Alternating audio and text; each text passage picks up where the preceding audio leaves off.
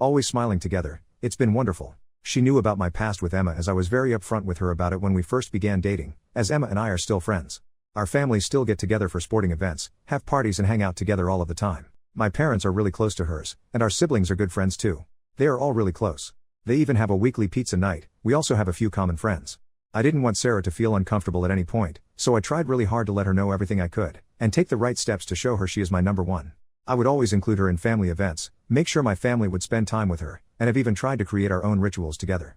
I adore this girl. I think she is incredible, and from the day I met her, I've been head over heels. She hasn't voiced a single problem to me about any of this until today. She would even encourage me to invite Emma over to get-togethers we have hosted, or along to movies or dinners with our other friends. I was under the impression Sarah really liked her, especially considering the extra effort she would make to include her. Sarah and Emma have always gotten along, and they haven't been anything but nice to one another. I thought they were friends. She told me today, after taking time to think about it, that our friendship is weird, and shouldn't continue. She gave me an ultimatum. To end our friendship, or she will end the relationship. She said she feels disrespected I would even consider keeping someone I had a relationship with in my life. I couldn't get a single word in before she left. She's staying with a friend tonight. I don't understand how any of this could happen. She seemed happy. This is meant to be a positive time in our relationship. She said nothing has happened between her, Emma, or our families. I don't know what to do. She has been blowing up my phone with texts and I don't know what to say. I thought I did everything right. Emma and I are still friends, not overly close though, but we definitely don't cross any kind of boundaries together. We don't speak about anything inappropriate or do anything we should not. She is also in a relationship at the moment. We don't talk every day, and don't see each other one-on-one or very frequently. Sarah has also mentioned that she is uncomfortable with our families spending time together after we have broken up, and wants me to put an end to that behavior as well. I can't control what my family does, who they see or who they are friends with. They have been nothing but kind to Sarah. They make a real effort to make her feel special and even include her family. I don't know what to do. Is my friendship wrong? Should I talk to our families? Or is this ultimatum unfair? Edit. I just want to mention, because I have gotten a few comments about it, that Emma and I are no longer close.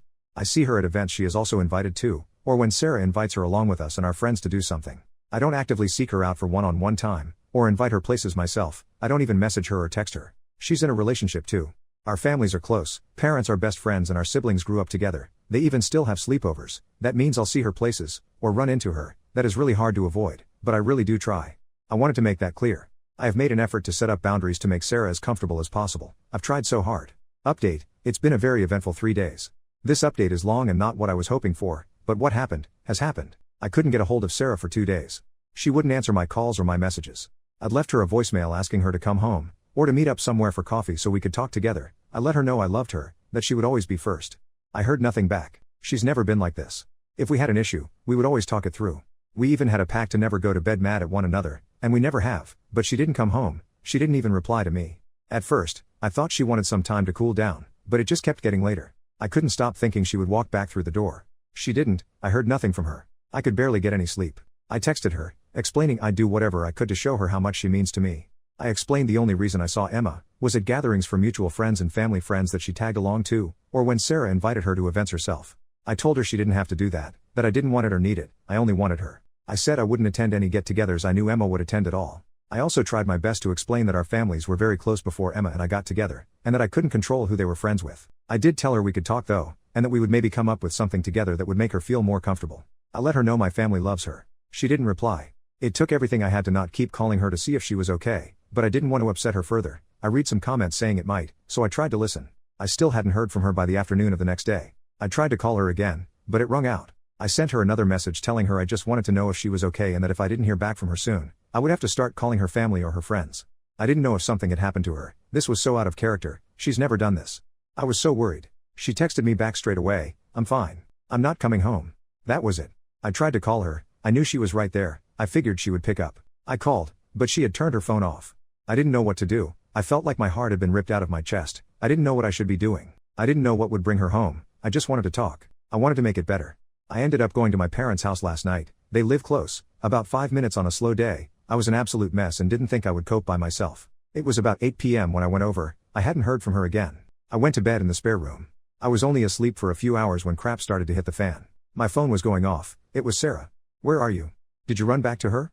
I had no idea what she was talking about. I told her I was at my parents'. I told her I was coming home. I begged her to please just stay. I was fumbling trying to get myself dressed and find my keys. It was about 2 in the morning. I kept dropping everything. I wanted to be gone. I was halfway out the door and that's when it happened. She pulled up into the driveway and was absolutely livid when she got out of the car. She was screaming at me, yelling her head off, and no matter what I did, she wouldn't calm down. The street my parents live on is fairly echoey. She was loud, people started flicking their lights on and our neighbors started to come out onto their porches.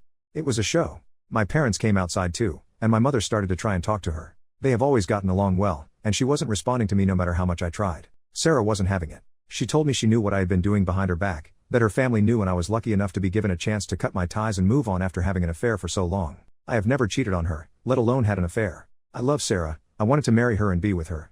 It didn't matter what I said, she wouldn't believe me, she wouldn't listen. She kept calling me every name under the sun. My mother asked her to please come inside to talk, that it was a misunderstanding, that I loved her, that they loved her and we just needed to talk it through. Sarah started calling her a beach, a terrible mother, a terrible person, told her that she knew what I was apparently doing, and even encouraged it. How sick she was for that. My mother tried to explain herself, that this wasn't happening, and that's when Sarah slapped her. Out of nowhere, full force. I went silent, my mother started to cry. Sarah started apologizing, over and over, it was instant regret, or at least it looked that way. It didn't matter. I ended it right there. I told her to go, that the engagement was off, we were over and that she needed to get her things from my house. She was crying, still apologizing, but you can't come back from that.